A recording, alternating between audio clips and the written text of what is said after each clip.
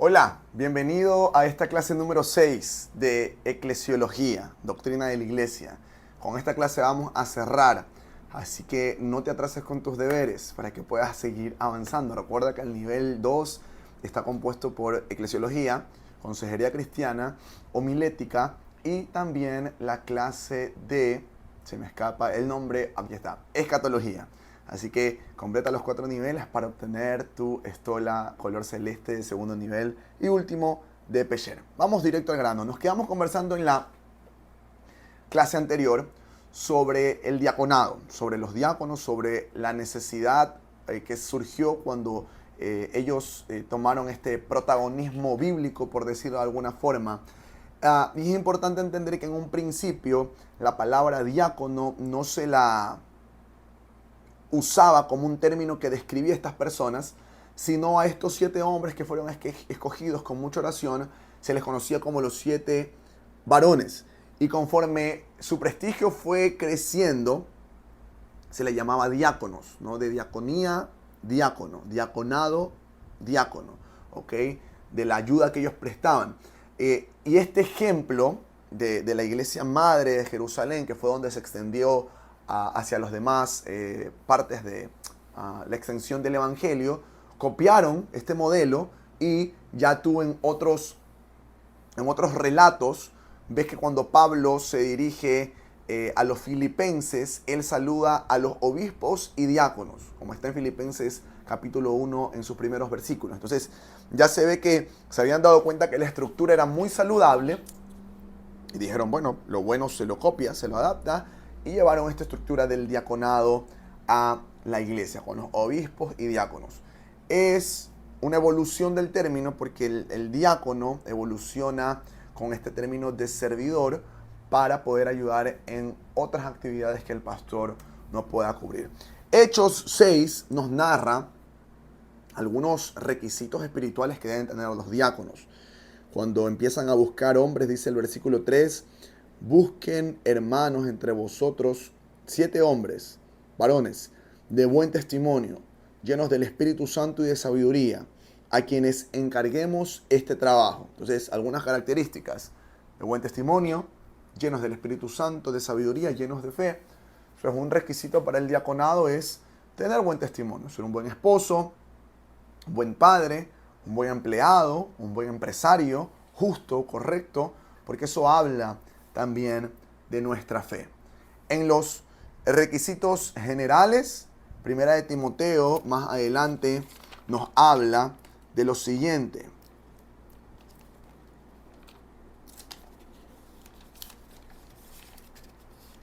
Se me está perdiendo Primera de Timoteo, Primera y Segunda de Tesalonicenses, Primera y Segunda de Timoteo. Primera de Timoteo 3:8 habla sobre la primera parte de los requisitos de los obispos y luego los requisitos de los diáconos. Algunas características. Versículo 8 de Primera de Timoteo 3. Honestos, sin doblez, sin doble cara, no dados al mucho vino, no codiciosos de ganancias deshonestas. Deben ser sometidos a prueba primero, es decir, deben tener un proceso de examinación. Entonces ejerzan el diaconado si son irreprensibles, ¿ok? Las mujeres asimismo sean honestas, sino sobrias, fieles en todos. Los diáconos sean maridos de una sola mujer, ¿no? El diaconado también es una función femenina, al igual que el pastorado. Las mujeres también pueden ejercer el pastorado y de esa manera nosotros lo podemos contemplar, no codiciosos de ganancias deshonestas. Entonces, la Biblia sí habla de un perfil de los diáconos, al igual que el perfil de los pastores.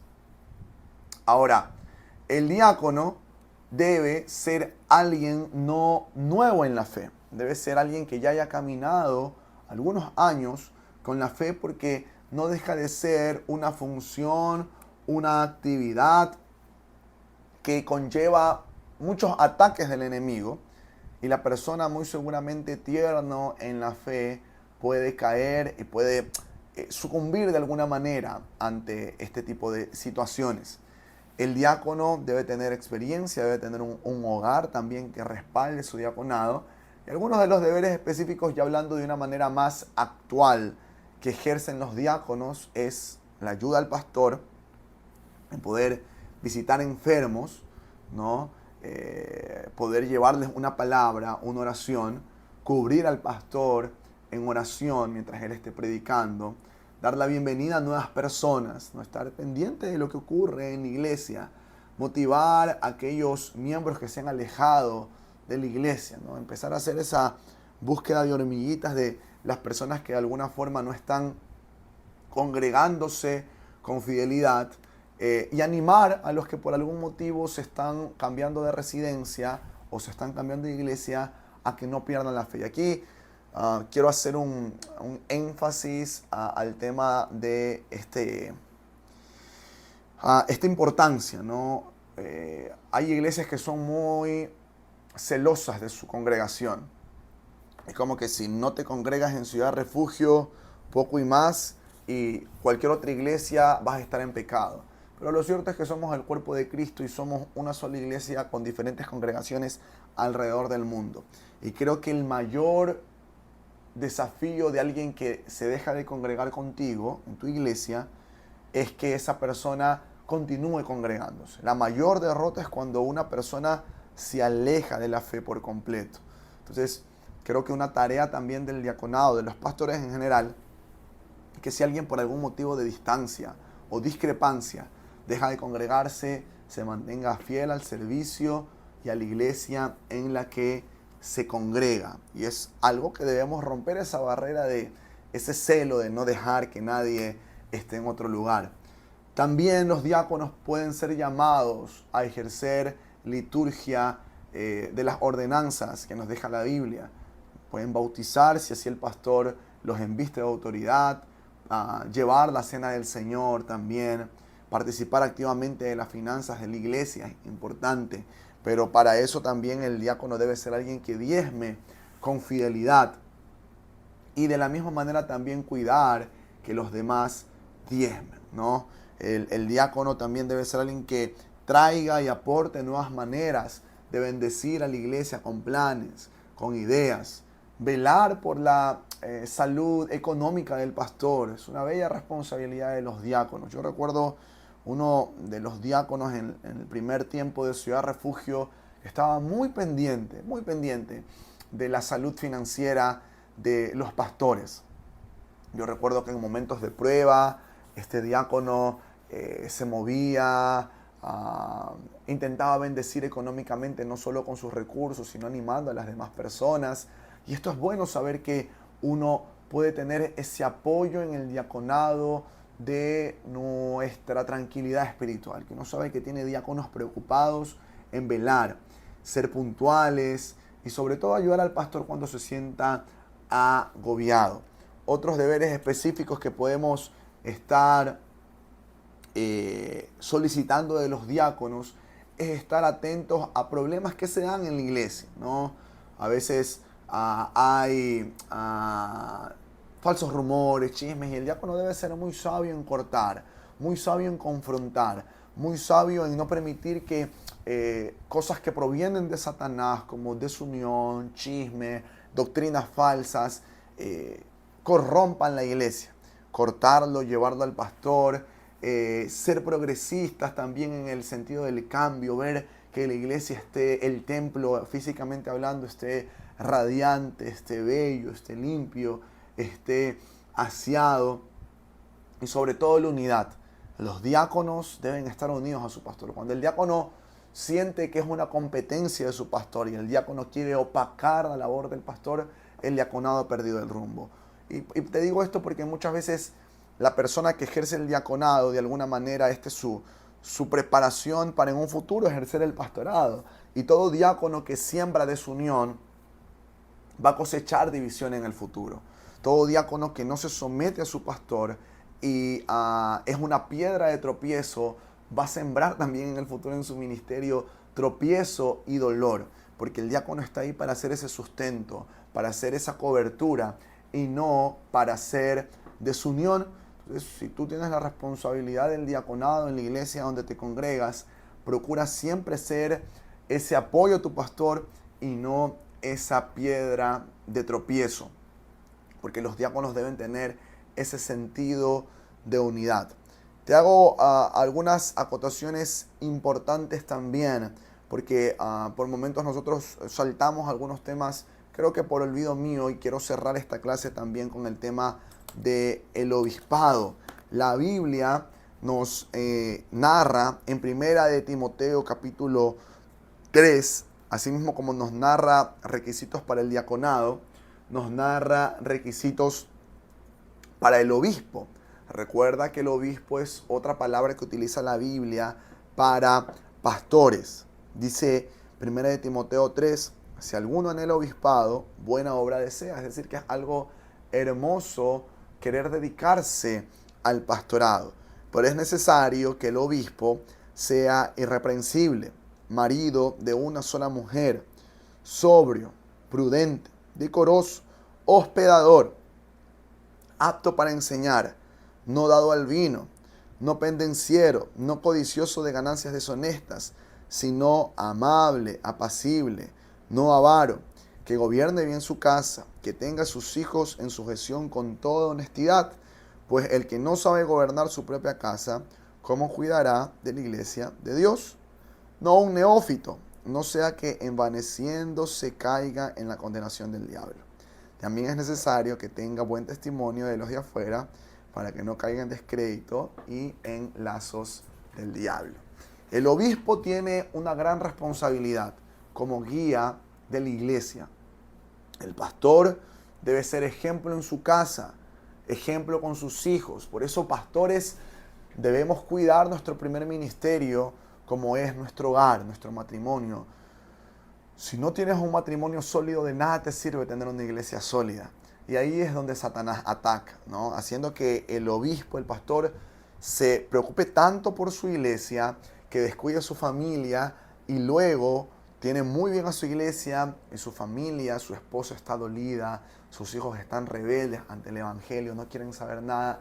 No hay mayor satisfacción que los pastores sirvan junto a sus hijos, junto a su esposa, en su iglesia. Y puede ser que tus hijos no tengan llamado ministerial.